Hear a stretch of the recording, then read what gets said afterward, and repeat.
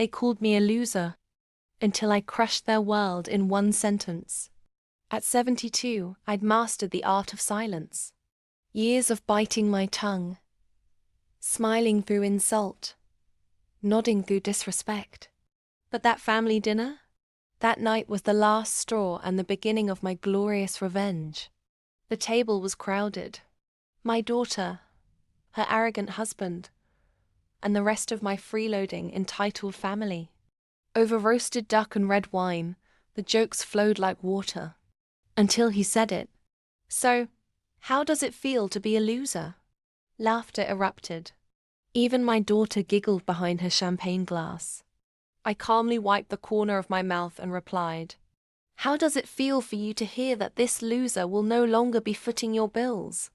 Silence. A delicious, pin-drop silence. Then chaos exploded. My son-in-law, red-faced and sputtering, said, "You can't be serious. We rely on that money." "I know," I smiled. "That's why this will be fun. You see, I wasn't always a pushover. Decades ago, I built a tech company from my garage. Sold it for millions. Funded their mortgage, their kids' school fees, even their groceries. All while they whispered that I was old and useless. I stayed quiet. Until that dinner. That night, I pulled the plug. The next morning, their credit cards declined at the gas station. My son-in-law's luxury car was towed. It was leased under my name. I called the school and pulled out the tuition payments. My daughter's spa membership? Gone. Their nanny? Terminated. I had signed every check. They'd just gotten too comfortable. They came to my estate 2 days later, frantic. "Mom, this isn't funny." "No," I said, sipping tea on my veranda. "But calling your benefactor a loser." That was hilarious. I then handed them each a folder.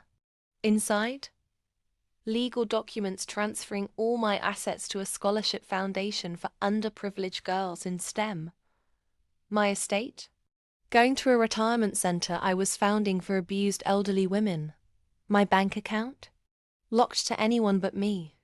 My daughter cried. My son-in-law yelled. That they had nothing left to say, because they'd never earned a dime of what they'd enjoyed.